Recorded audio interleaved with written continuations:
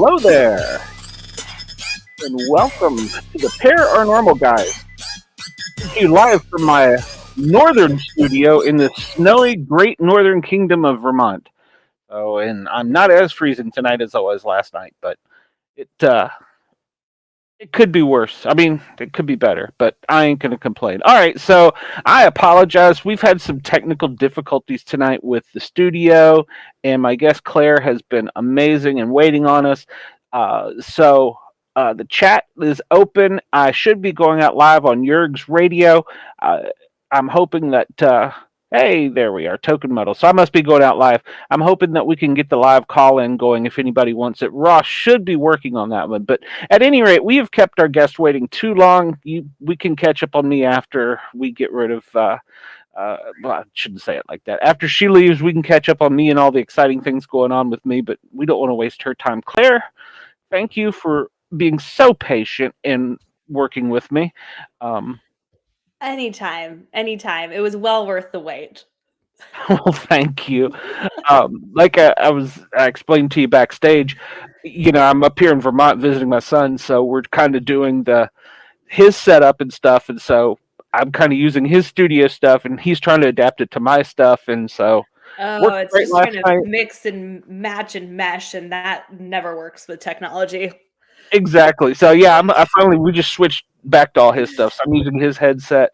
Uh, we're still using some of the software to go out on the radio.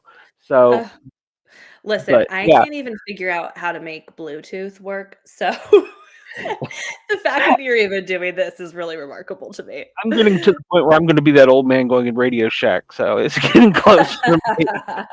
Oh, I forgot about Radio Shack. That was one of my Oh. first jobs in high school. I loved that place. So Oh, man. I loved always that place loved it. too. Got my first cell phone from there, I think. Yeah, yeah, yeah.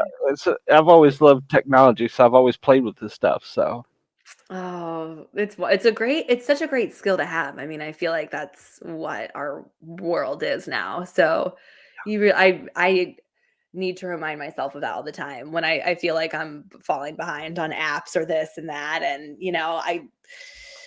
I feel for my parents and my grandparents who get so easily overwhelmed by it. Bring back the shack. yeah, Yes. bring back the Shack. We should. Hashtag that and see if we can get it trending. I know, same. I Best Buy is still around. We still have Best Buy. It's not the same. It's not the same, but No, it's not. And well, it's sometimes you need just one little part, and you go in there, and Best Buy is so big you get overwhelmed. So yeah, yeah, I know. It's so true. My son calls it the TV store. yeah, Because it's like all those exactly. big just screen TVs that are just yelling at you. And all the video game stuff too, which I know nothing about. But Yeah, yeah. My husband's a big gamer. He's in the other room gaming right now on that new well, Call of Duty update. I think that's what my son does too. So Yeah, yeah. I don't know anything about it. So Claire, tell us a little bit about yourself. We've Sure. met. So I'm trying to think.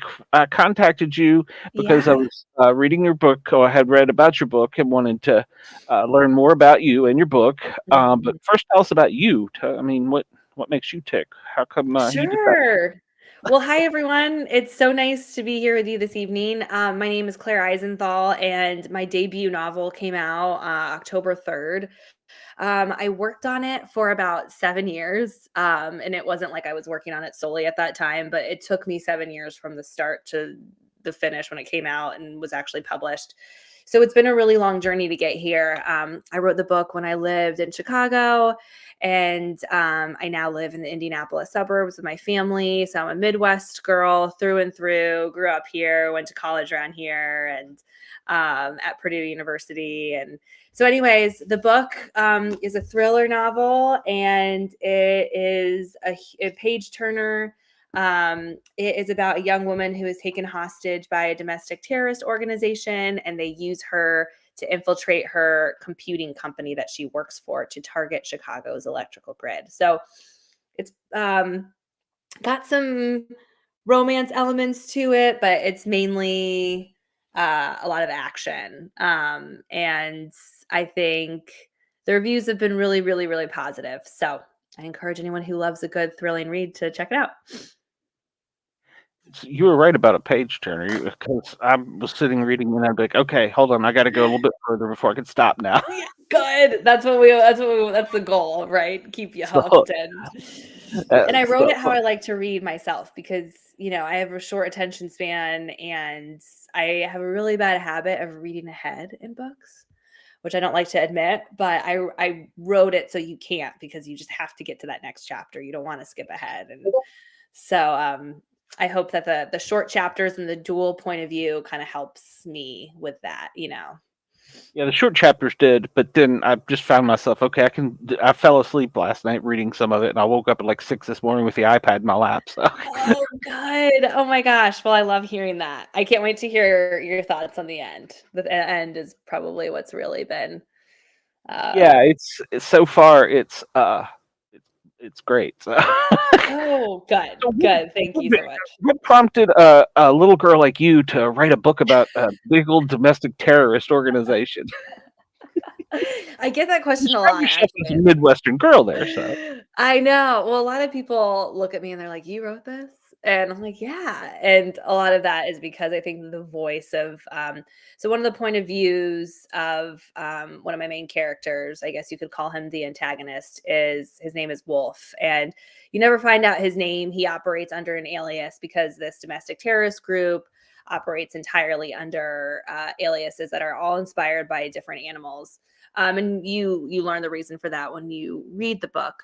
But he's a very intimidating, dark, um, how would you describe him, Glenn? Like just so he's very lost and he's yeah, been he's like a completely lost soul, kind of. lost soul. Like he's been completely ostracized from society and he's really ruthless and vicious, and angry and bitter with the world. That's And an emotional attachment. yeah, exactly. And so a lot of people are very surprised to learn that someone like me can write a character like him, but he actually came very easily to me. And I also get a lot of questions that are like, was that hard to kind of write in his headspace? And I don't feel like it was. I think I was very much inspired by, and to kind of go back to your original question, the world that we live in now. I think that, violence and brutality have become almost normalized. I think we've become very desensitized to violence. And I Mhm. think storytelling is a mechanism that allows us to think about people and their backgrounds differently. Sounds like Glenn. Funny. Glenn, I don't know, I don't you didn't I didn't think that about you. You seem like this, like, warm, lovable Oh gosh, guy. I don't know. Okay, now don't be telling rumors on me now. So Were you, Glenn, I wanna hear a little bit about your background too, and I'm sorry if I'm sure a lot of viewers know this about you already, but you were a firefighter? Are you still? Are you I was a firefighter paramedic. okay. Well, Wow. I've worked in 3 states: Virginia, Tennessee, and Georgia. I worked up until September of 20. I was attacked on duty by a pit bull and am no longer able to perform my job as a paramedic firefighter. So um, Oh I had to my go through the workers' gosh. comp, the surgeries, and the whole Oh, thing. no. I had done this back in 2015 as a comic book thing, and I loved doing Ooh. it. And I decided out of sheer boredom, because I couldn't do anything else, I was going to try it again. And I had some friends that encouraged me. Brenda, one of the people out in the audience, she was a big help and got me going and encouraged me. Um, and it felt natural. I mean, I like talking to people, and as part of my job as a paramedic is to, I'll say interrogate, but I have to get to know you in 5 minutes and know what's wrong with you and how to Yeah. fix it. And Oh so my I gosh, the felt like it was pressure of kind of, that, I can't even imagine, like, the stakes of that are so life or death. I mean, it can't be any higher. yeah, yeah. I mean, I agree, but when you're doing it, um, it was just like second nature. Um, Yeah, I and I miss bet. it desperately. I mean, my fans will tell you that, Mhm, there's not a show probably it doesn't go by that I don't say something about wanting to be back out there in the streets and doing the job. But mhm. got grandkids now, and getting Mhm. up in the morning isn't as easy as it always used to be, especially after all Yeah. these aches and pains from the surgeries. So Oy. I'm just kind of chill and see what happens. I've got plans to write a training book so that people don't get attacked on duty, but not just animals, but by people, bad people. So that's one project I'm working on, and I've got a Mhm. novel in my head that I still haven't quite figured out how I'm gonna get Oh, out. you I've just gotta started. start. You just gotta start. Yeah, I've started it. I've started building my characters, and I got a good baseline. But Oh, the that's first few exciting. chapters, I'm sure you know this, and is the hard part because you've got to teach your audience, each person, each Mm, player in the game, and mhm. so it's sometimes it's difficult to do, and you don't want to be Charles Dickens and drag it out. But Yeah. you want to get the point across. You know what I'm saying? Yeah, I do. So Mhm. I'm that's the kind of where I'm stuck at now, but it'll happen. It's I'm finding that of course I haven't worked on it while I've been on vacation. I find that it's easy once I sit down and just start banging on the keys.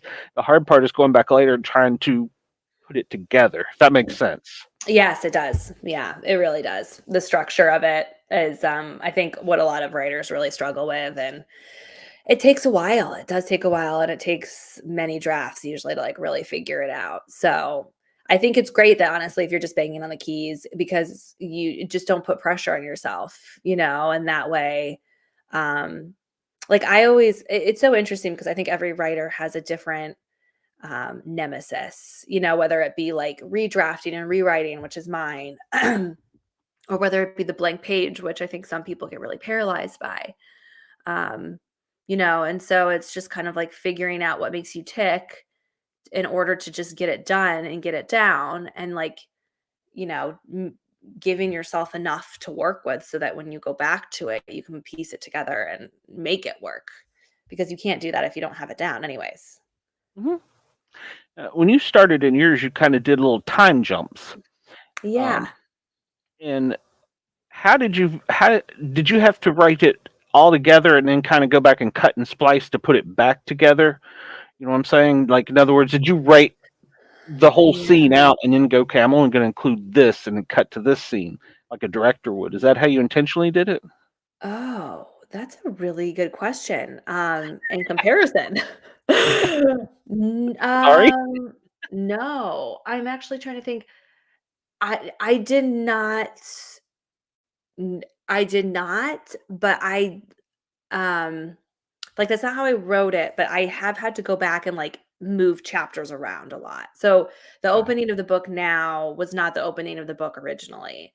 And I don't know if you've gotten to the opening yet, so I don't really wanna, say too much, but the opening was originally showing us a lot more about Wolf and his background right out of the gate.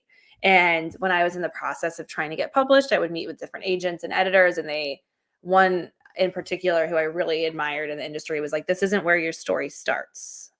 And I was like, "Oh," it was just such interesting and it was really good feedback. And so that was what changed everything to the concert scene and opening of the concert scene. Um, Okay. and it was kind of a natural um I to me, structure is actually one of the easiest things that comes to me. It was kind of like, oh, okay, so this is going to happen next, and then this is going to happen next, and so it all kind of unfolded in my head, and I just followed it. I just listened Yeah. to that, if that makes sense. No, that does. That does. Yeah. I interviewed a young lady a few weeks ago, and she said that her book started as a dream, and the whole book was a dream. And she got up and told her husband, and he's like, "I put that on paper." And then, of course, she had to expand from, build the characters and stuff because Yeah. she didn't have enough context to put a book out, but she knew Yeah. the characters in her heart. She knew the character, and so that's the way she approached hers, and I thought that was interesting. So I Yeah. kind of almost wish I had that talent. Yeah, where you can just kind of like I think that what's really helped me with that is reading books. Mhm. and the books that I really love and that like capture the books that I really love seem to have a certain formula that like I myself find myself trying to emulate. Because I think that to what like we said earlier, you want to keep people engaged. You don't want them to put the book down. And how do you do that? And how do you do that while also revealing more about the character, but then also having enough action in the plot? And it does sound like my when I explain my story to people, I think it sounds very intense and kind of military thriller like, but it's not. I think you'd agree with this too, Glenn. It's like very character driven, which was always my goal with it too. I was gonna say if you just read the cover, you would probably, or not the cover, but the back of Yeah, it, the the copy. description. Yeah. Yeah, Yeah. if you just read that, you might get that opinion. But no, Yeah. once you're into it, it's definitely not that. Yeah. It's not. There's a little bit more there's a lot of layers to it. So Kind of like an onion there. So yeah, yeah, you just gotta peel them back, and it's going to be a series, and so that is okay. something that I really have to keep in mind too with kind of like the structure because there's so much of this book was setting the stage for the second book and even the third, and it ends on a pretty significant cliffhanger. Um, but Already got the trilogy in your head. I have the second book fully in my head. I don't have the third book in my head, to be completely honest. And I used to be really self-conscious about admitting that to people until I went to a conference and I heard how many other authors on the panel said the exact same thing, that like they didn't know what was going to happen next in their stories. And I was like, oh, I feel so validated. um, but yes, but I think what's important for me is that like I have to keep in mind the character arcs of the different characters and how they grow and evolve in the second and even the third book, and what my goal is for them, and keeping that in mind around where I want the plot to also go. So I think that's one of the hardest parts for me. Okay.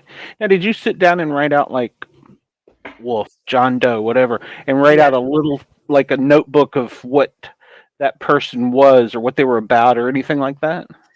I didn't for the first book. With I didn't write any character bios, but I highly recommend that people do that. And I wish I had. I did go back and write character bios for other actually non-major characters, which was interesting when I was doing a lot of revisions because I wanted to know more about them myself when I was writing them. Like a lot of that information about the character doesn't end up on the page, but it's really important for you as an author to write that character authentically. For the second book, I have started doing that because I actually have a little bit of a larger, quite a bit larger of a cast. And that makes sense when you kind of hear about what's coming with the second book. But I have found that I've had to do that to really make sure that I know who they are at their core. Okay. Do you do that too? Is that something that you've already done, or is that something you're still kind of fleshing out? Yeah, I've got a notebook where I'll sit down and I'll be like, okay, Dan is an old mountain man, and then I'll expound on that in my head and I'll put it Mhm, out on paper. I'll just kind of free journal it. I mhm. may not keep all of it, but I do have that so that maybe some point in time that Dan as a character may go back to that trait. He may reference his old home in the mountains or something. So um, I guess it's kind of like keeping notes in advance. Is I guess the way I Yeah, think about it. So that's because super smart. well, that was really the only way I knew because I wanted to put together a mixture of, we'll just say, two different parties, and to do that, they were both so opposite. I kind of Mhm. felt like I had to give one side. If you read it, you're like, oh well, this side's cold and mean, and this side's so warm and cuddly. I think I Mhm. felt like I had to do that so that I could show a little bit of humanity in both sides, no matter which side you're gonna like out of the book. So if that makes sense. Yeah, it does, it does. Have you found as you've started it sounds like you're still in the early stages, of course, but, like, have you found the process to be how like, have you found it to be, like, therapeutic? Does it kind of bring you alive in a way you weren't expecting? Like, what has the act of writing done for you since you've really just started exploring it? It does in some ways. In other ways, it seems to be so frustrating. But Yeah. in a lot of ways, it allows you to release a creativity. Um, maybe that you didn't know you had are per se, it allows you to daydream more or less. Yeah, it And does. I love and the that. daydream, because I will do that about a daydream. It might, I mean, and it sounds silly, like I'm having kids like daydreams, but something just a free Yeah. floating thought. Well, that means something somewhere. I don't know if it means something yet, so I'll just kind of jot it down and set it aside. So Yeah. Someone once mentioned that to me, and I never thought of it this way, and they were like, "Oh, you must have a really vivid imagination to write like this." And I think you do associate, like, daydreaming and imagination with children, and I think I was like, "Yeah, I guess I do. I guess I still do." And it's interesting how we do make that association, how we don't think of ourselves, at least I don't. I didn't think of associate an adult with an imagination, and that's sad. yeah, I don't know. you're right, and that was one of the things that intrigued me about you. And you do judge a book by its cover, so to speak, but I saw your stuff and I saw what the book was about, and I'm like, oh, wait a minute, hold on. This is something. There's something I got to see here, and so that did make me stop and go back to it because I was like, how did she come up with? And now that I'm really getting into it, I'm like, how did she Yeah. get to this point in this? You know, because as a Yeah. paramedic, I see some of the cold darkness, and I get Yeah. that, trust me, from being out on there. But I'm I bet you thinking, do. this is, I mean, I don't know your background, but I just was like, this doesn't appear to be it doesn't fit. The envelope doesn't Doesn't fit, fit. I know. No, I know, and like I said, I do, like, I get that often, and, I think a lot of and the reason I kinda asked about, has writing been therapeutic for you is because I think the act of writing this book was me processing a lot of my fears and kind of playing out a lot of, like, worst case scenarios in my head, and That was one of the points I wanted to get to. Was this a yeah. fear of yours, going to a movie theater, going to a concert, and having something bad happen? Yeah, it was, and I was starting to see and what really inspired me to write this book was I felt like there was no parts of our lives that were untouched by mass violence anymore. Whether it be a place of worship, whether it be a movie theater, a concert, whether it be schools, whether it be shopping malls, it feels like it really is can be anywhere now. And I wrote this book before I had kids, but now that I have kids, I feel even more strongly about that terror that that it's that this is a possibility that could happen. And so what I really wanted to explore while writing this was, okay, what drives somebody to commit these acts of violence? What is it that propels people to this evilness? Because I don't think we're going to solve for it until we really figure that out. Because I think there's a lot of people in this world who are very lonely and who are very isolated and lacking connection. And it's being talked about more and more, thankfully, where it's like one of the biggest. I know I was listening to, like, the radio about it, and they were talking about loneliness is, like, the biggest, like, an epidemic, is it, of they said? I don't remember, I'm gonna use the wrong term, so no one hold me to that, but, like, it's it is a problem, like, it's one of the biggest problems of our nation. So Yeah, you're right. You're right. And one thing that always stuck in my head was, you change your life or change the way you do things because of a fear, you're letting the terrorists win. I know. And I letting know. the terrorists win is, well, it's not very American, but it's also not very, what's the right word?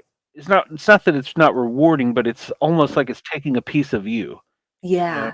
you didn't go Yeah. get the chocolate chip cookie because you were afraid to go to the cookie store in the mall, or you didn't Mhm. do X because, so it starts to take away a little bit piece by you.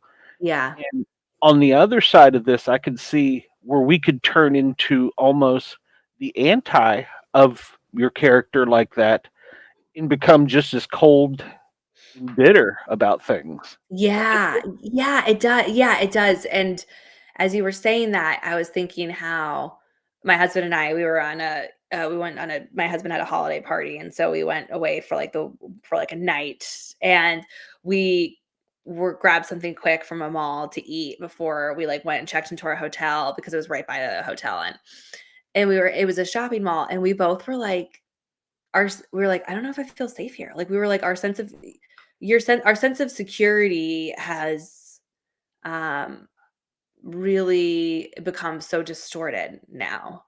And so Mhm. you're right, like, uh, d y how do you ensure that that isn't something, A, you now project on your children, and that Yes. that's not something they should have to live with and grow up with? So how do you ensure that they're in a community where you feel safe and they feel safe? And, and how do you ensure that it doesn't take away pieces of you so that you, like, can't live your life normally, you know? I don't know. And, you know, the old saying, "Bad things happen to good people." You know, Yeah. Why do I feel like that's just in so wrong place, wrong true? time. I mean, that's another cliche, but uh, Mhm. I've seen plenty of acts of violence, uh, and some people just kinda they weren't in the right place. Others, it's like, "I see how you got here." Yeah. And, Would you um say it was like would you say it was a majority of like, "Oh, I see how you got here," or was it, like, pretty even? Usually, as far as murder, and that sounds bad to say, but I know murderers, that's not the way I mean it, but, Yeah. usually it's an intimate relationship. It's something where it's an Mhm. exchange between 2 people. Mhm. Um, Now the random acts of violence, that is usually I've kind of noted more towards the younger generation. Mhm. Um, and Mhm. I don't know why that is. I'm not a psychiatrist or a psychologist by any means, but having just been on the streets, it appears that there's something clicking or not clicking maybe in the younger generation that the violence to them isn't as I don't know if the word significant or meaningful or what to them. It's almost as if they don't have anything. They feel as though Mhm. it's Mhm. like their future's already spent. Yeah. Is the way I get it, you know, Yeah. They have, like, nothing to lose. exactly, Mhm. exactly. Mhm. So, but I mean, we know that's not true because everybody gets a chance, um, in life. We all get a chance to go to school, and we all get a chance at all the things, and a lot of times I do, like she's saying, a lot of the music and the TV, I think have a Yeah. negative influence. I mean, I didn't grow up with Leave It to Beaver, but I wasn't far behind, you know? Yeah. Yeah. Totally. Yeah, no, I mean, it's so true. It's like, it's kind of like I said, it's like everywhere now. You just can't escape it. And now that it's on your phone and you literally can walk around with this little mini computer and to access whatever you want whenever you want it. In instant news, we can find out Instant when the news. president farts, I you know. know? It's silly. I don't need to know this. I don't No, care. I feel like I'm gonna like use that so many times now, Glenn. But it's true. I mean, if you think about it, back before, the first where I recall it becoming so prominent was the first Desert Storm war, in the Bush era.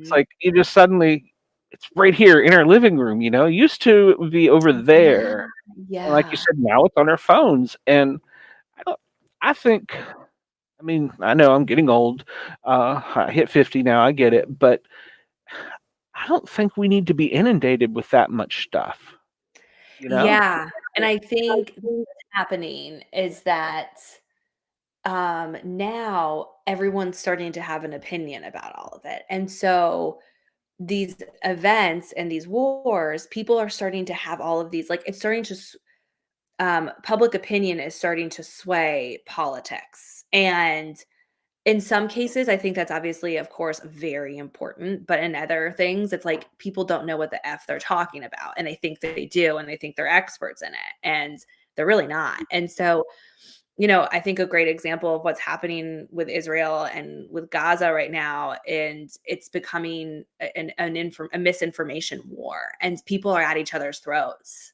And Absolutely. I think that's the prime example of that and what to expect for future conflicts. Um, yeah,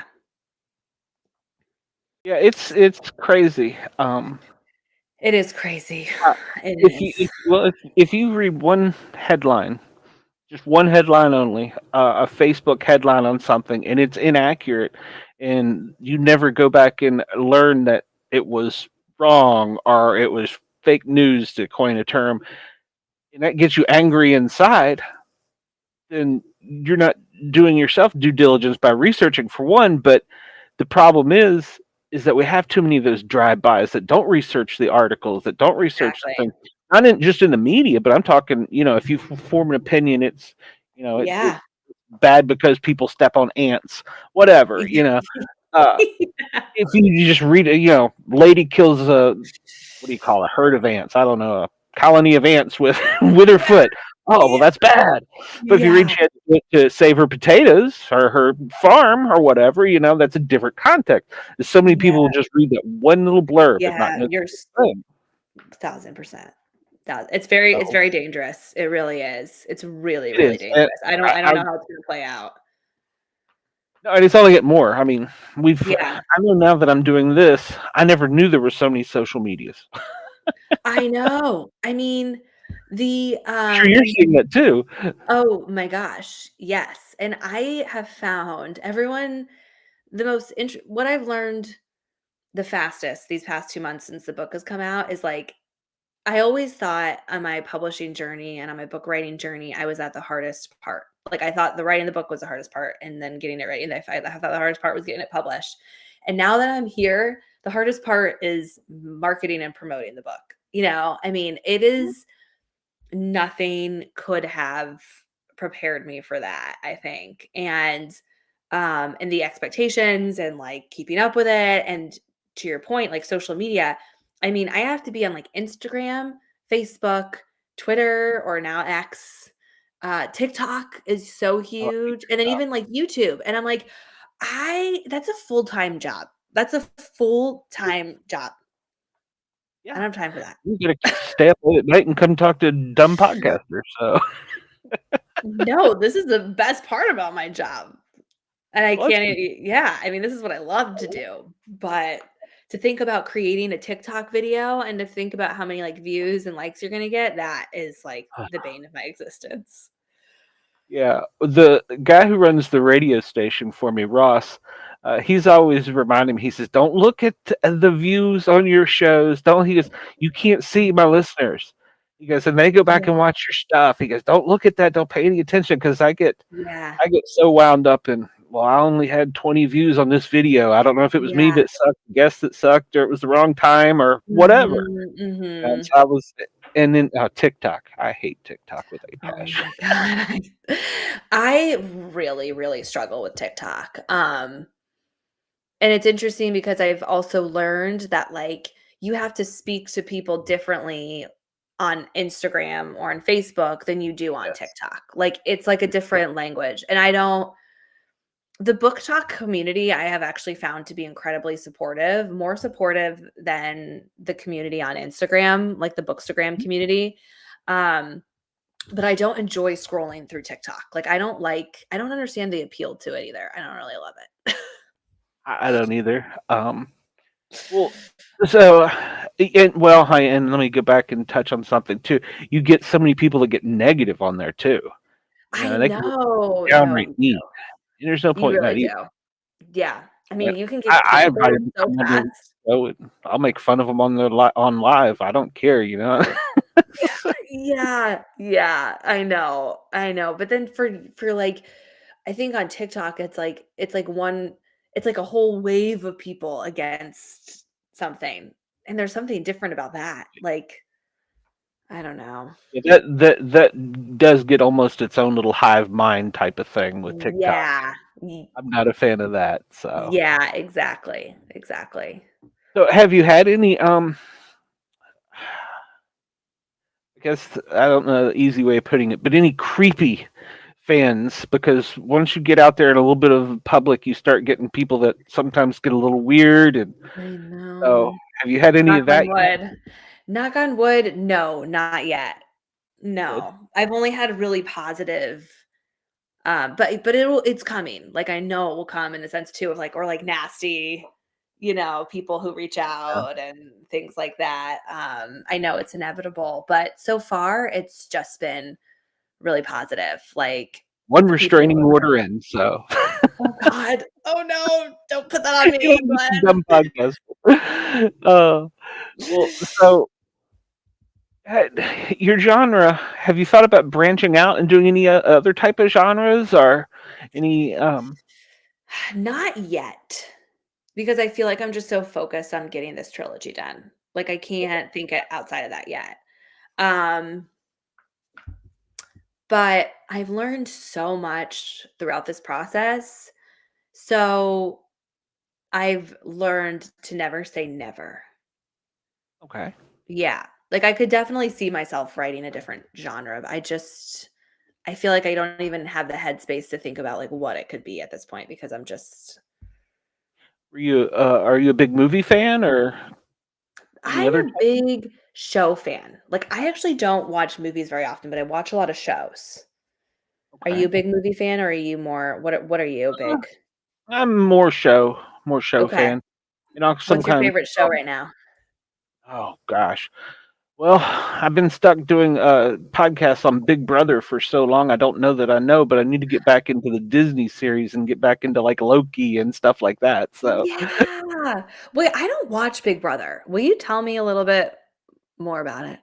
if you want to, you really should. You should go back and watch that because if you want a social experiment, take 14, 16 people that you have no idea who they are. They don't know each other. Now they've started adding influencers, TikTokers, Instagrammers. They lock them up in a house in California. They take away their smartphones, their newspapers, their TVs. The only thing they have is each other. And after 2 weeks, let the games begin. And it Oh. it is like a psychological chess game. That's the best way I can describe it because in order to stay in the house, you have to have power. And then if let's say I'm your friend, but Mhm. I don't know, Bob there hates both of our guts. Well, Bob gets power. He's going to put both of us up for eviction. And we have Oh. to play games to keep our safety. And if we don't win our safety, well, the only other way of staying in is by sucking up to the other house guests to be their friends when So only in a few days you're going to be trying to get power and kick one of them out as well. And the mm. purpose of the game is getting down to between the contests and the kicking each other out, down to one person that gets a $500,000. Actually, it's $750,000 now. So yeah, it's a reality TV game show that is like a psychological chess game. So is it very similar to Survivor? It's got a lot of Survivor esque. Yes, Okay. yes. Because I have It some friends who are, like, huge fans of Survivors and are, like they're going back and, like, watching all the seasons of it. Yeah, yeah. There's a lot of people that are hooked on both Survivor and Big Brother. I Okay. never really liked Survivor because I'm an outdoors person. I like to go out and camping and stuff, and a lot of that Uh-huh. with Survivor appeared kind of, I don't know, hokey Yeah, for like, me. it's just kind of like an unnecessary element to it. Yeah. Yeah. But the Big Brother, I always think it's interesting to put people in a room that don't know each other and just see. You know, we had, Yeah, especially in see the what comes elections, from it. we had some really amped up people in there, you know?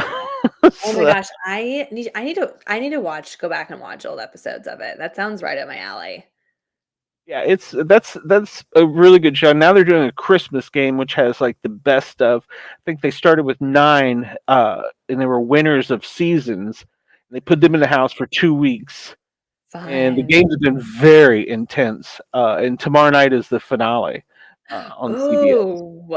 Are you excited?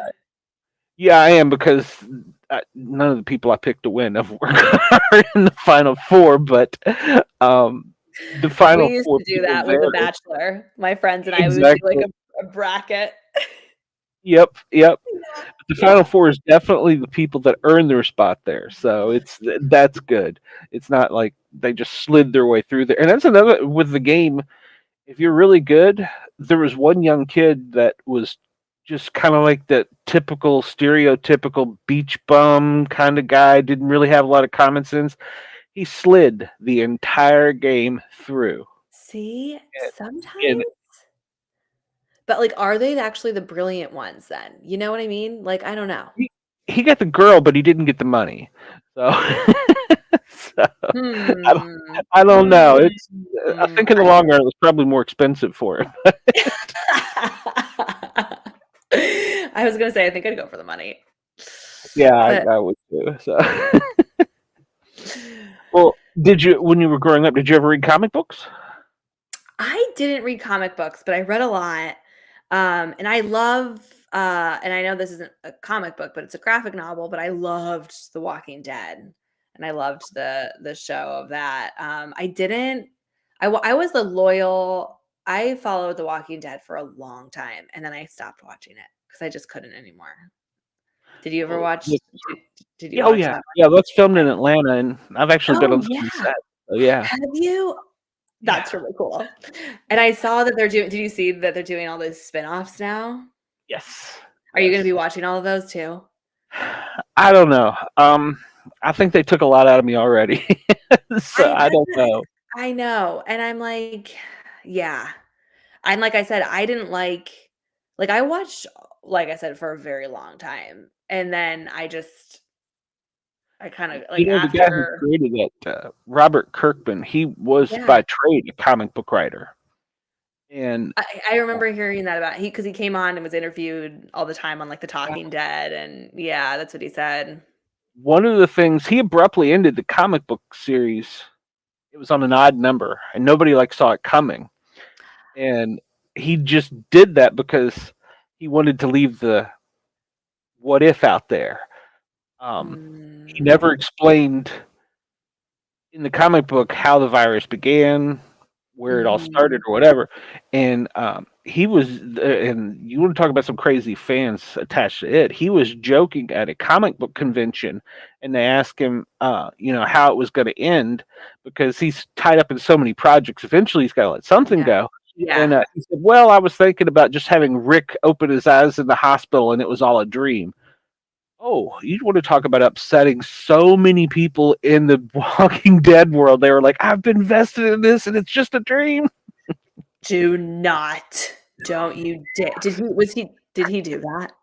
That's the No, thing, he like, didn't. I don't know how he ended up I don't know how this season ended. So my husband and I have been like, when we saw, for example, the Michonne and Rick spinoff that they're doing, we were like, "Do we need to have finished the whole series?" Because I watched So yeah, past when Rick disappeared and was off of the show, but, like, it was then Maggie was gone, and then so many of the key characters were, like, dropping who like, I loved how in the show I loved how they were always kind of ruthless and they never just kept someone on to keep him on. But then I did not like how it's like the people who you followed for so long were all kind of picked off one by one because I didn't feel the same attachment to the new people who they brought on as they accumulated more people as based on the different, whether they were in like Alexandria or whatnot after, yeah.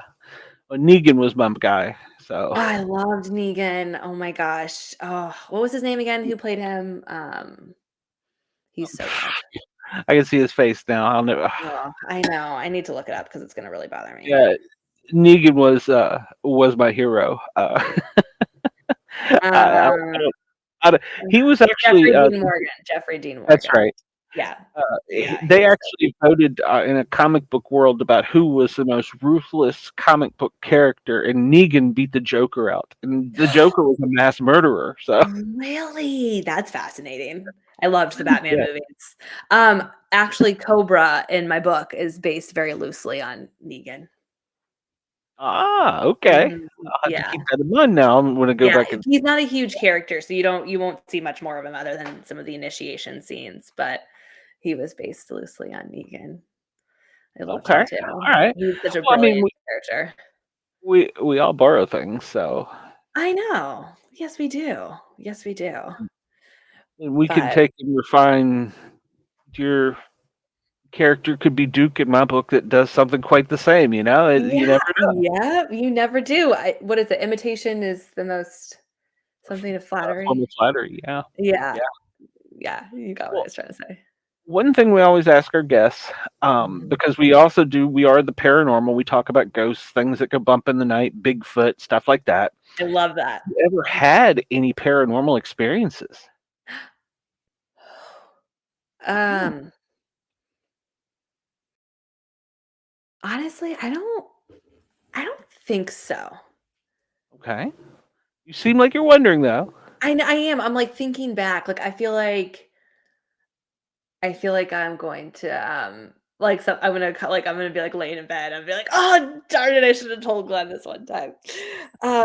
But nothing jumps out at me. My, mom and my great-grandparents, my mother and my grandmother, grew up in upstate New York, and my great-grandparents owned there was a home that was in our family for almost 100 years, and I remember growing up and we would spend summers there. And my mom and my aunts and my grandparents and everyone who had been around the house for a long time always told ghost stories about being in that house, because the house has just been in our family for so long. So I do that. Like I never experienced anything firsthand, but like there were lots of stories of being in that home for my family that had experienced them. So what's what's Anything? one what's one that you've experienced? Well, the Bigfoot is. I don't really like the scary things that come in your room at night. I prefer the big hairy things out in the woods. So that's actually how I got my first interaction with the paranormal. Was a Bigfoot that I saw as a child, and then from there it just kind of opened up the rabbit, or I went down the rabbit hole, I guess. So. Do you And remember it, like, vividly, that experience? yeah, oh yeah, I remember it. I mean, it was like clear as a bell. I could still see the eyes and the teeth. It was just like that etched Chicken. in my mind. So yeah, chicken. Yeah. Brenda. Oh yeah. Well, there I did try and run. I will tell you that. So, Was it but terrifying? How did you even were you scarred? well, we had heard about this creature for living in the woods just outside of Washington D.C. called the Mount Vernon Yeah. Monster. And we'd heard of this creature in the woods for the longest time, and we were like, "Oh, this is just your parents tell you don't go out in the woods, boogeyman's gonna get you." Yeah. We were always like, "Well, we're gonna go out in the woods and see if the boogeyman gets us." And one night while we were out prowling Stranger around, Things, yeah. exactly. And so while we were out prowling around in the woods one night, we were on a golf course, and we were staying out in the middle of the greens, and when we came down a little hill, looked down and we saw something. We thought, is that a homeless person? Is that a hobo? And Yeah. it stood up. It was definitely not a hobo or a homeless person, and it let out a nice little growl, and we de-asked the area. So it So chased you us. were with other people who, saw you? You were Yeah, not me and alone? two of my high school friends growing up. Yeah, our classmates Was growing it a up. Yeah. bear? It wasn't a bear. We're not sure it wasn't a bear. No, it wasn't a bear. This thing ran on 2 feet. It reached up on top of I don't know if the colonial era fences that they used to have with the bricks, and then the boards would go in Uh-huh. between them. Uh-huh. Well, this was an old boarded up home, and they had put chain link fence on top of that to keep people out, us.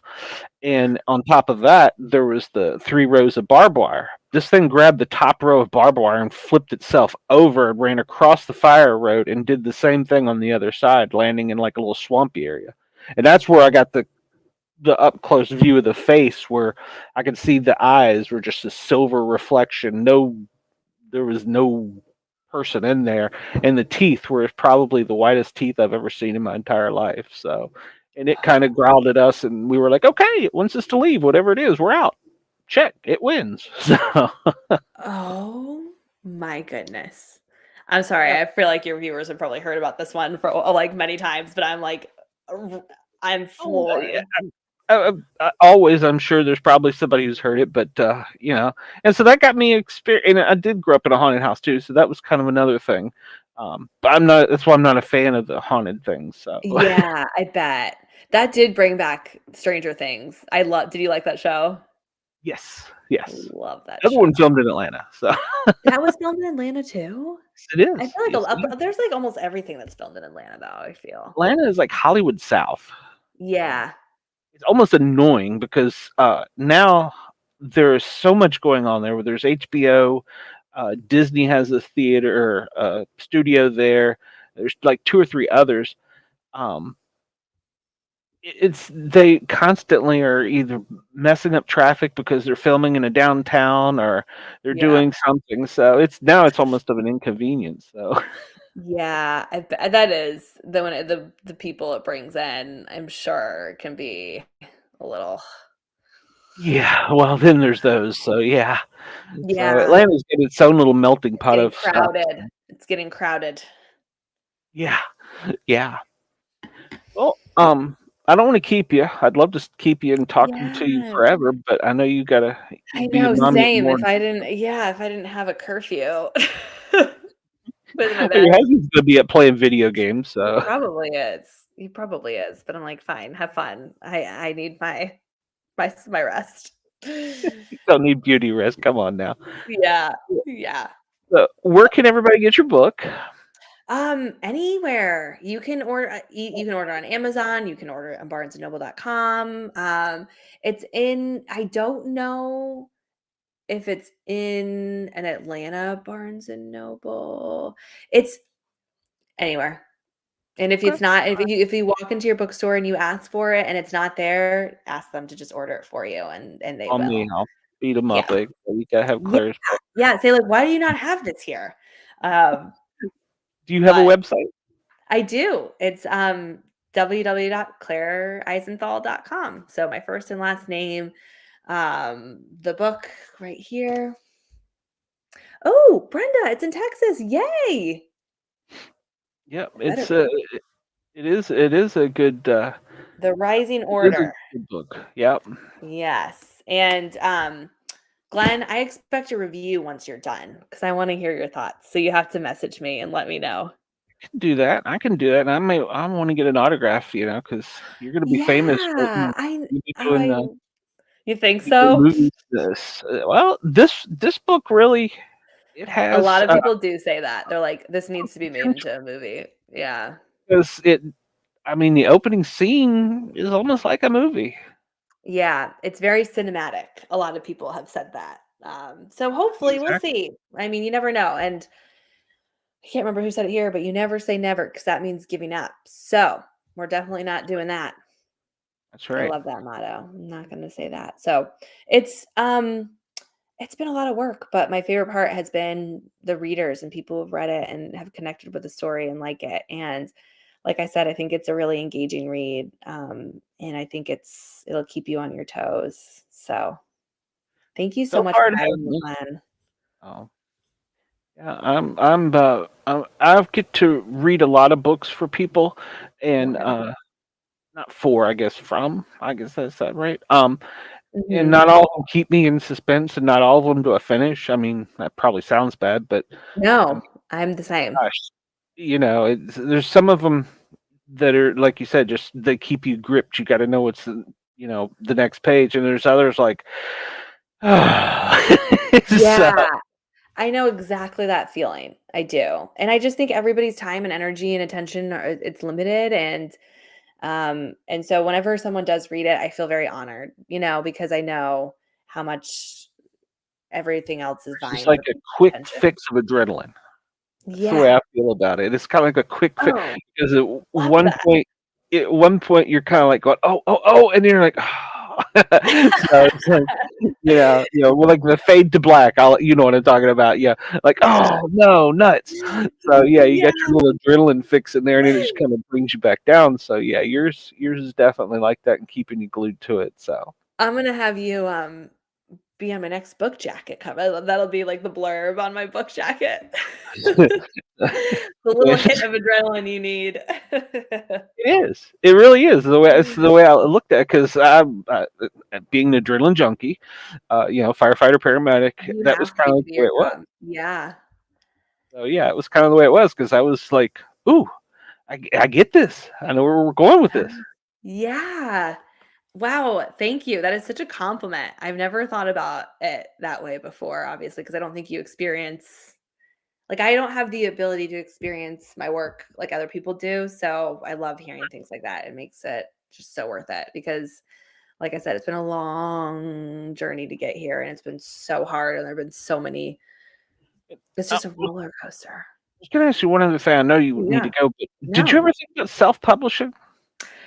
I did, but because of at the time that I was writing the book and was in the process of trying to get published, I didn't have the capacity to self-publish, and I didn't have the Okay. time and the energy because and I know a lot of people who have been very successful with that route, but because I had a very demanding full-time job, I was still working at Google at the time, and I was in the process of trying to get the book ready for publication, and then I was also, have 2 young kids at home. I didn't have it in me to, like, do the marketing and the formatting and the design and the editorial, and so, that was primarily what swayed me to go this route, you know?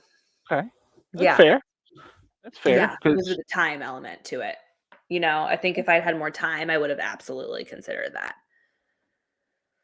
well, Yeah. and then there's always the next book or the book after. So Yeah, absolutely. I mean, you make a lot more money off of your books that way, but I've learned that it's very hard to sell. It's hard to make a lot of money on this because you think that you can get out there and sell a couple hundred books easy, but it takes a lot of work to sell a couple hundred books and you max out of your network very quickly. Um, no, I did not use a ghostwriter. I wrote everything myself. So you will yeah, not find you a trust me. When you go read it, you'll look at her and go, "Where did this come from?" ghostwriter. Because you are the typical middle Midwestern housewife or young Yeah, executive. I don't know. We can put you in so a I box see if you him. want to be in a box, but then when you read this, you're like, "Ooh, this is dark." So Yeah, I know. I know. we'll But get you into comic books next. You can write a comic book. I think I would really like that. I would think I would. I should read more comic books. Some of the artists or some of the comic book people I've interviewed have said that writing a comic book is harder than a novel because you have to describe the scene, the little panel, to Yes.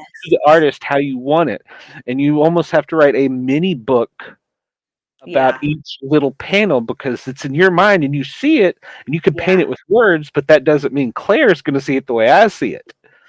So I yeah, I've cannot imagine that element to it. Like, I think maybe I could kinda, like, plot it out and write the dialogue-ish or, like, play around with it in that capacity, but then, like, to actually, like you said, to, like, illustrate it and bring it to life via, like, pictures and characters and to have to also, like, bring a character to life that way too with such limited capacity. Yeah, actually, no, I couldn't do it. I couldn't do it at all. yeah, I think it would be more stress. Initially, that's what I wanted to was write a comic book, but then after interviewing so many of them, like, yeah, no, no, Yeah. I don't What's have it your in me. what's your favorite of all time? Favorite comic book? Yeah. Well, I was a huge fan of The Walking Dead. Probably You any of the were? Marvel Are you stuff. not anymore? Well, no, I meant he ended the Okay. series, so the comic Yeah. Oh, okay, series. so you okay. Did you like how he ended it even though he Um, yeah, I did, but in comic book world, he left it open for things down the road, which Mm, I think smart. is That's smart. kind of a mind thing. So it's almost like it's like you were talking about the trilogy. It's almost like there's something else that I haven't seen yet. So yeah, that was it. Now he's got another series. Kirkman, everything he touches turns to gold. He's doing the Transformers. If you remember them from growing Y up, yeah. he's just started. If you can get your hands on the first issue of his comic book, you've got investment for your kid's future. Uh, he has started that just in the past few months, and from what I've read, it's pretty cool. So I gotta say, I That like. that sounds awesome. He's starting to G. He bought from Hasbro the rights to GI Joe and Transformers. He did? Can you do that? I didn't even Yeah, who knew? I mean, clearly you can. I mean, when you have the money to buy yeah. That's really Yeah, fascinating, and he will probably, like you said, like, anything he touches turns to gold, so yeah. Yeah, and he's already got ideas in his head for GI Joe. I'm not a GI Joe fan, but he's going to tie. What always fascinates me about some of the comic book people is if you think about the Marvel universe. If you've started watching any from the Iron Man, the Winter Soldier, the Captain America, any of those ideas were 20 years ago in the movie we just saw. They brought up to that with Yeah. knowing that's the way it was, and Yeah. that just blows my mind Yeah. anybody could have something over such a span of time and so many writers, so many hands touching it, and it didn't change a lot. That's what Yeah. that blows my mind as somebody who not only likes to read them, but as somebody who's trying to write a little bit. Um, Mhm. how do you keep on point for that long through that many people, that many characters? Yeah. Oh my gosh. I So can't even we're imagine. talking. You have to have an encyclopedia of notes on each person in my and to keep it up here for me. So It's so like, I can't even wrap my head around that. yeah. Yeah, Let me it tell you. is crazy to think about how they, like I said, 20 years ago they knew that the Avengers War was going to happen. How do you do that? Yeah. How do you yeah. My husband loves those movies. Ah, well, I need to like, he went and saw that last one, in the theaters, and I told him, I was like, I really wanted to sit down with him for a long time because there's certain like, I watched all the Spider-Man me too. movies, and I know that Batman is not Marvel, they're DC Comics, right? That's But I correct. Yeah. love like Christopher Nolan's Batman movies. I mean, I think those are Mhm. just I love those. Only thing I But didn't like about the DC's part is they did each movie independently, and I think they could have put more clumping them together to get more out of us. agree. I, I Yeah, mean, agree. And, they like, were good what happened movies. with the whole Robin? Like, did the Robin Yeah, and nothing panned out, right? With that? yeah, Yeah. uh, I wonder yeah, why. and well, I don't want to get you going on Yeah. comic books. In the DC world, they have screwed up comic books really bad because DC will they'll just end the comic and start a brand new one, and it's the same characters, but they're in a different world, and this is confusing. How does that work? How does that work? Yeah. It works when you have loyal followers that like to read your stuff and your stories, and you just come to an end, and you're like, okay, we're gonna start again. Yeah. It's like watching Aunt May or Uncle Ben die over and over and over again. Yeah. Oh my gosh. Oh my gosh. Um, Well, I feel like comic books have been the creative, like you were saying, earlier, have been like the creative inspiration for so many people. I mean, it's what started at a young age so many authors and people's inspiration for storytelling and characters and even tropes that are in books and in popular tropes that are in comic books, and it's such an influential piece of history, honestly. and now comic books are on so many different topics. You know, Yeah.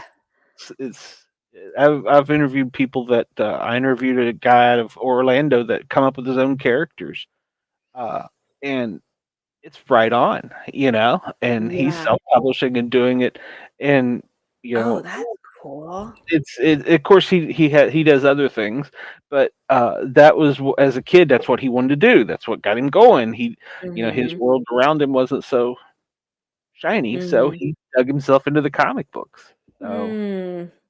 Have you heard of, really quick before we go, I think I've been hearing of this one a lot,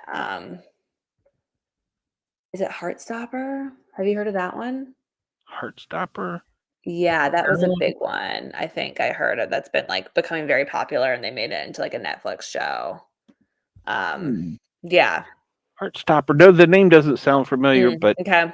there's so It many was of one, them. I haven't read it, but it was, all over Instagram or something, so I'll tell you what, you read it and you let me know because I have this sneaking suspicion what you like to read and what I like to read are pretty close by the way you write. So I think so too.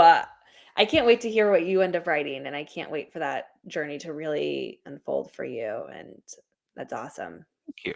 Thank you very much. I appreciate I that. hope we stay in close I'll come on touch. your show.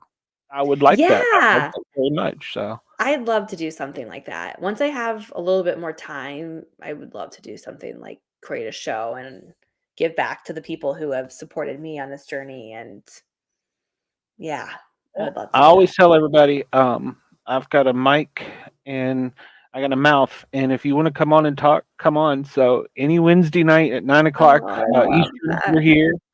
And then on weekends, we're cutting up, being crazy, as we call my band of friends that get online, the Misfits. So you are welcome to hop in I anytime. would love that. I will for sure. If I get a crazy topic where I think I'm gonna need a co-host to help me carry it through, I'm gonna contact you and see you You can come co-host. better. How about You better. that? You I might don't get a know if I'd phone be as call. good as you, but I can follow your lead. I'm just talking. I can This is all learn. ABC. Audition, bullshit, close. That's all. I love that. I don't know what I'm doing. You saw There's that so earlier. many there's so many isms I'm gonna take from you tonight. There This was was so so many, much you saw fun. me fussing because I couldn't get buttons to work on a screen backstage. I was so impressed. Are you kidding? I was like, "Wow, we're doing this. We're going live." Like, I don't know. Anytime anyone can make anything like this happen, I'm just beyond impressed. Well, I'm happy that I impressed you, but I don't understand some of the magic that it made, because, like I said, Well, we you heard did me it. cussing. Thanks for everyone for sticking with us because I'm we glad that were you showed up, Claire, and I'm glad. I really mean that. I have a time traveling vampire coming up that I might need some help with, so brush up on that. So done. Right up my I will, alley. I will contact you. Please do. All right. All Well, Claire, right. you get some rest. Take care of those babies tomorrow. I don't know what your You weather's going to be up there for Christmas. I hope that you get a little bit of snow. I don't think so, but it's gonna be like rainy and 50 and gross. So Well, it's but like it'll be 20, and cozy inside. That's what I say. I'm like, we're not gonna be going outside anyways. So hopefully Santa's good to your kids and you. So yeah. Well, thank you so much. I really appreciate you having me on and thank you for your support and thank you for everyone who tuned in to listen and you guys were awesome. I love the yeah, engagement. I've For got a sure. great little bunch of fans. So You guys, and this, you I really do. I will probably not roll this over till I get back to Atlanta into a podcast form and put it out over Spotify, Okay. Amazon, and all that. But once I do, it'll be out everywhere that you find a podcast. So Perfect. Let me know and I'll share it on all my social media channels. And I don't know if you have an Instagram, but I've been on Facebook a lot yeah, more as of late too, since the book has launched. So I'll share it on Facebook and Instagram. So you just let me know. awesome. I will do it. I will do it. So I'm gonna wait till the first year on Yeah, everything. yeah, yeah. Oh, please. Yes, of course. All right. Well, All right. you spelled Mary wrong. I love you, Brenda, Brenda, but not that kind of Mary. I've already Mari. spent too much money there. uh, There. We'll talk to you soon. Thanks for coming. thank you. Uh, All right. Bye, I'm everyone. gonna Good stay on here and night. socialize with a few of these people and let them know what's going on with me in Vermont. So, Okay, lovely. All right. Bye. It was wonderful meeting you in person. thanks, Okay. Claire. I appreciate it. We'll talk soon. Yes, please. Good night. All right. Bye. That was great. I was so glad that she was able to come on. I was afraid that the show wasn't going to get off tonight because, well, my co-hosts all bailed on me for one.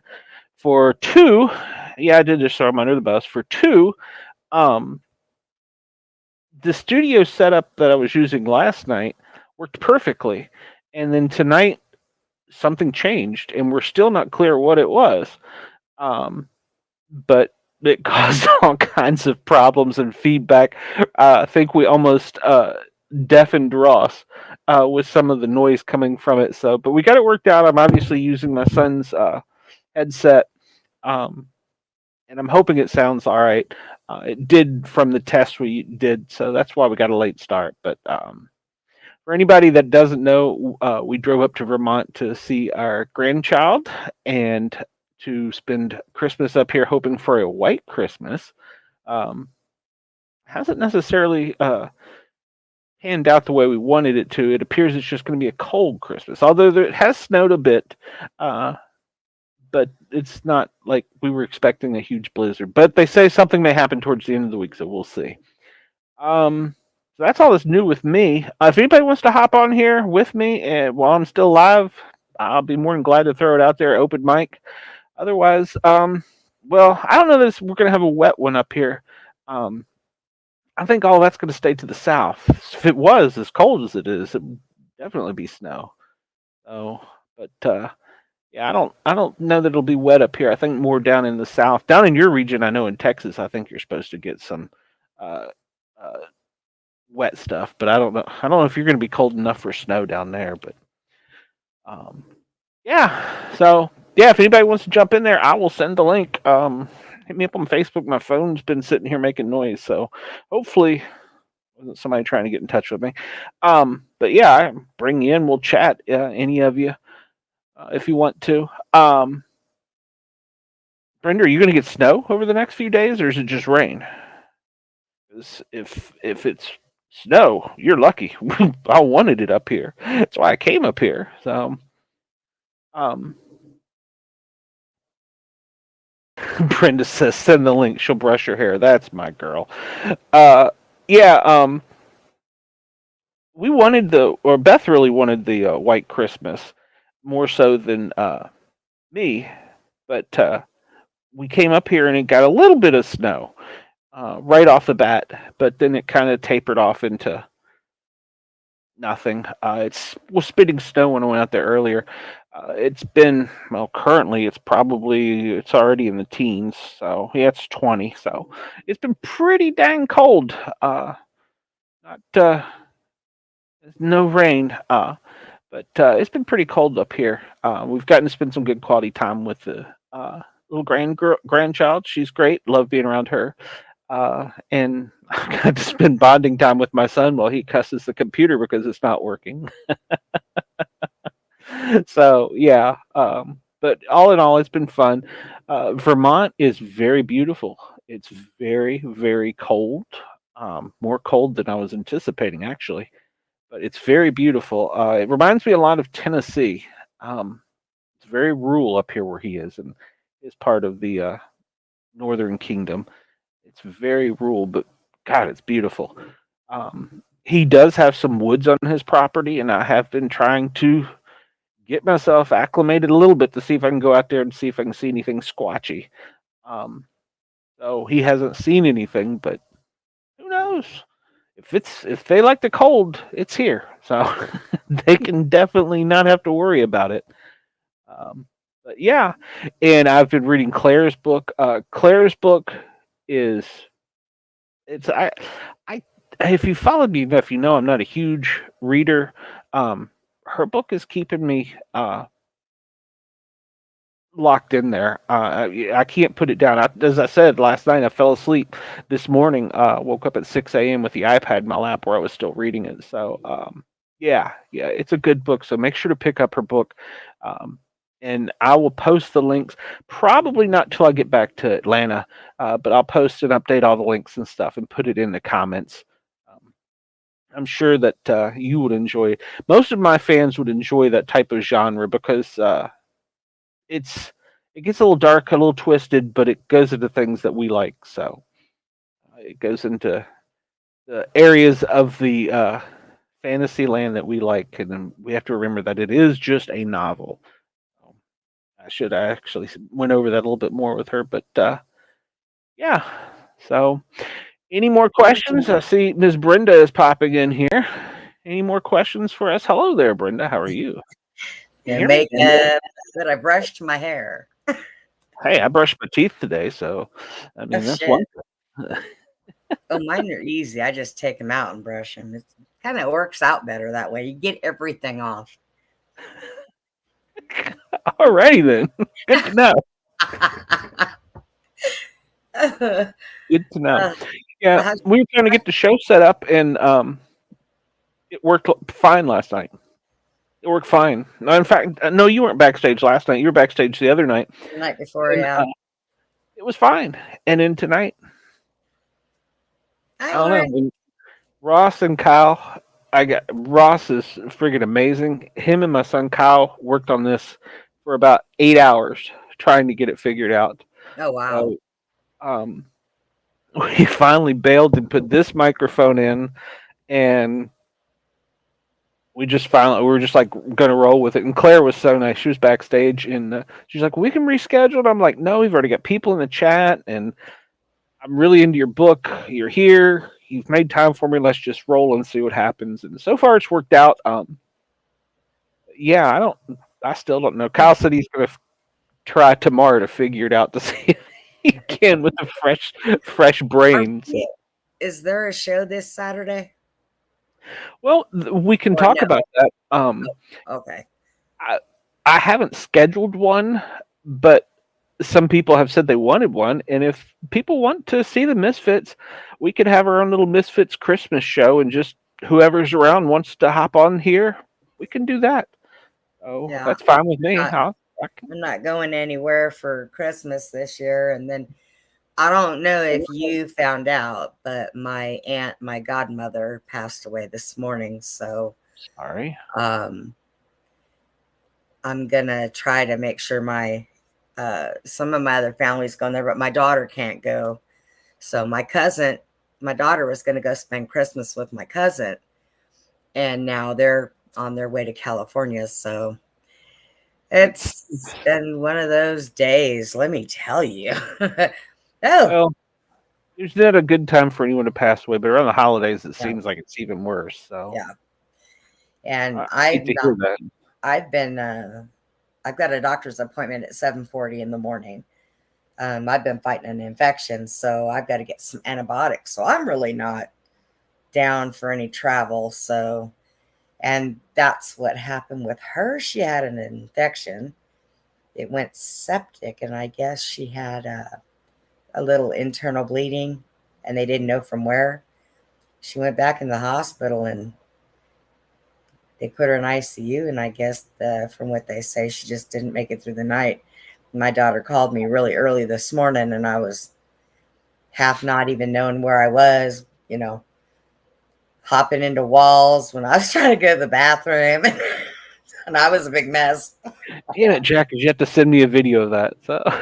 Oh, he's always asleep. He is so used to me falling down, bumping into things, running things over, running the dogs and the cats over, them screaming, that he just sleeps through everything. He don't even know. I don't know how you said you make me nervous wreck when I'm on the phone or video with you and you're hopping around or running over the dog or Jesus. I've only done that twice. And now I tell him when I'm going to move, where are you? I can't see you.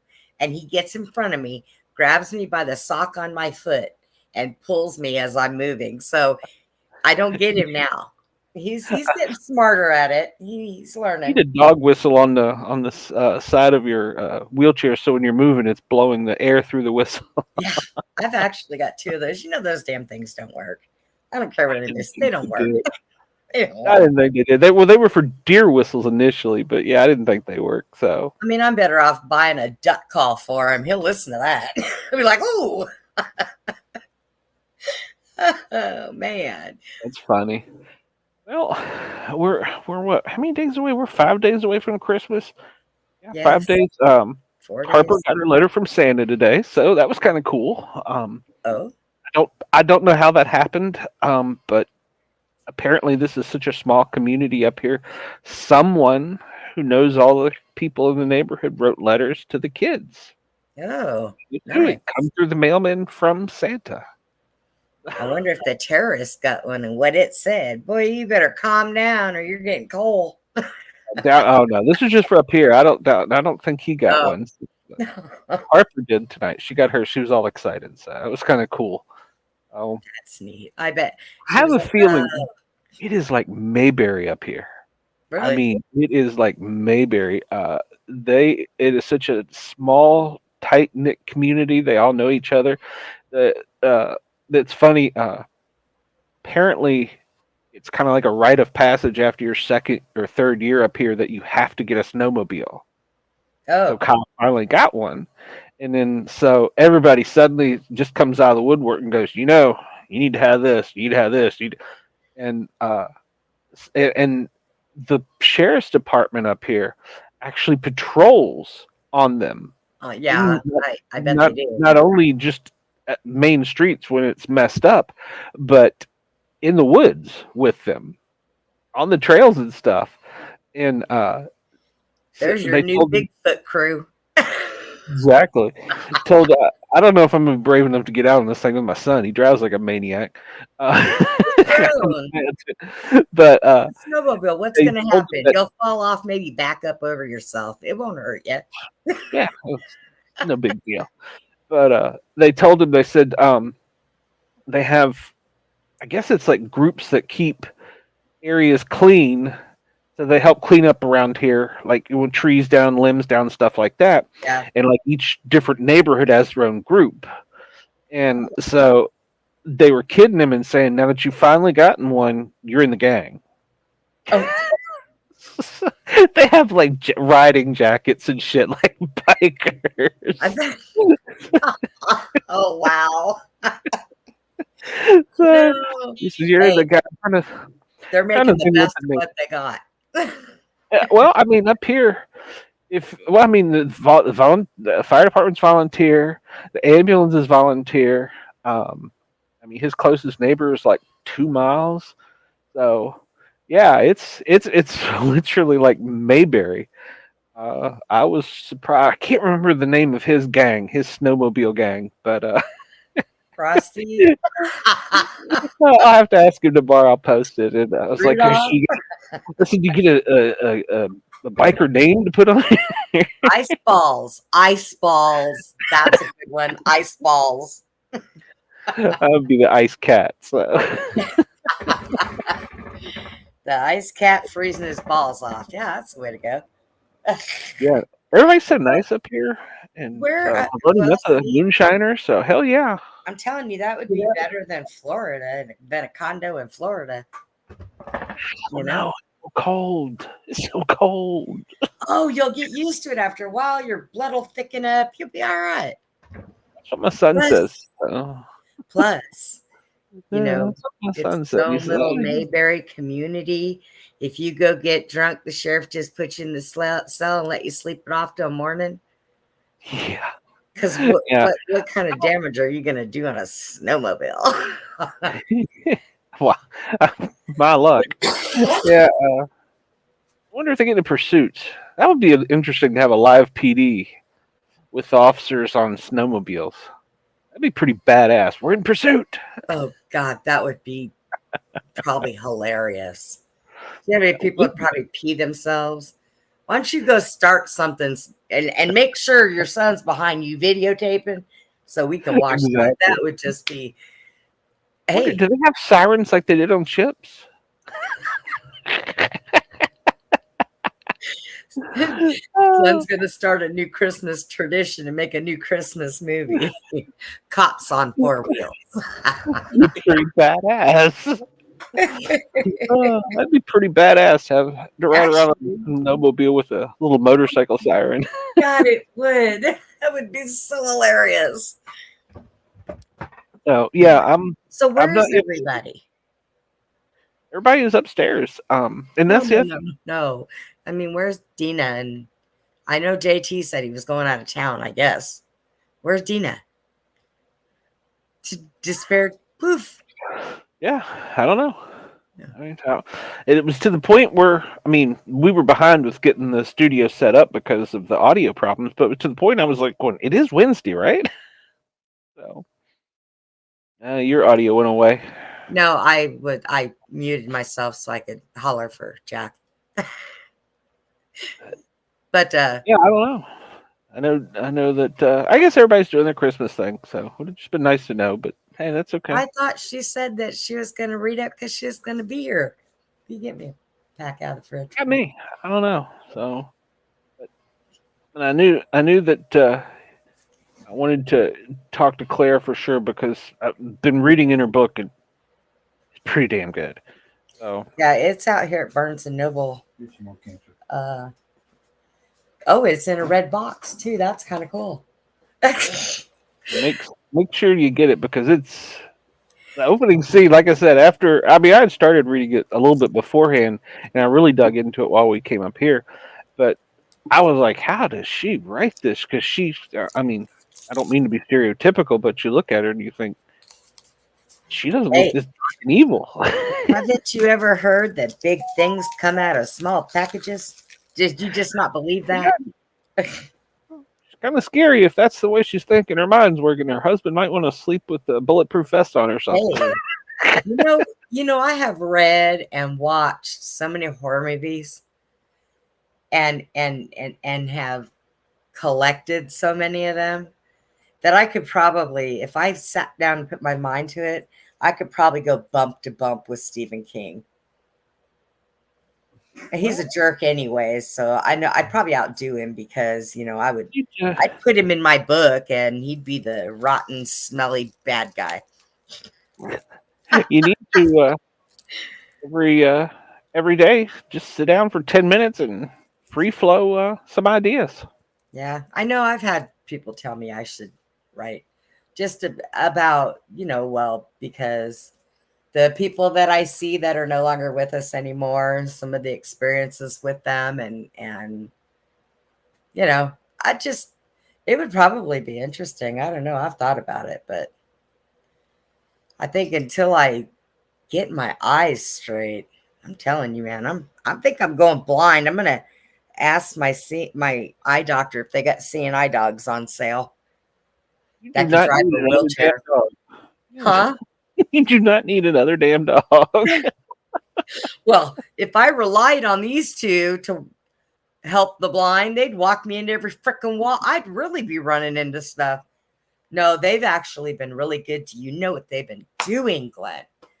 Because I have this infection. My sugars have been, now, mind you, my sugars have been way below 200 and below 100 for the last 3 years. Oh. I checked my sugar the other night and I didn't hardly have anything. It was 418. Ooh. But when you're a diabetic, your sugar will go up when you have an infection. That's correct. So the dogs for the last week, I've got Tucker in here looking at me, trying to sleep with me. I woke up last night. I was laying on my side and Putin was across my face, laid on my head. It's like, so they're like battling to be up there with me. And the cat keeps trying to get in bed with me. And because they know they can smell that my sugar is way off. And I guess it's concerning them. So, oh yeah, it's been a battle. And then Putin will sit up on top of me and growl anytime any of the other animals move too close to me. I'll hear him. I'm like, oh my God. Yeah, like, what are you going to do, you little shit? So. I know, right? You're like 5 pounds of vicious, all right? His mouth isn't even big enough to go around my pinky, but yet he tries to act like he's big. He even gets mad at me and I'm like, yeah, okay, whatever. Pick you up by your little neck and just go, what?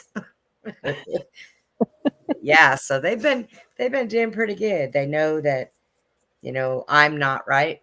And I've had so much going on between the last 2 weeks that they know that I'm not feeling up to par like normal. So they're, oh yeah, they've been doing good. They've been trying to make sure mommy's okay. Although I'm not used to having, Jack has a big bed in his room. I've got a twin size of mine. And I'm not used to having them all in the bed together with me. And I can't move. It's like if I move, I'm going to roll over the little one. He cries. I move. I kick Tucker. He looks at me like I ate his steak. I move wrong and clip the cat and she smacks me. She got me and drew blood the other day.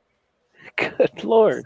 So when I go to sleep, I have to lay still and not move. I thought about putting them all underneath the covers and just farting one night and holding the covers down. Maybe that'll teach them a lesson. That's asphyxiated. But you know what? They're dogs. It probably wouldn't bother them. They smell worse when they smell their own butts. I was going to say, their nose is about 400 times more sensitive than ours. So, yeah. So nothing bothers them. You're like, that's the best you got?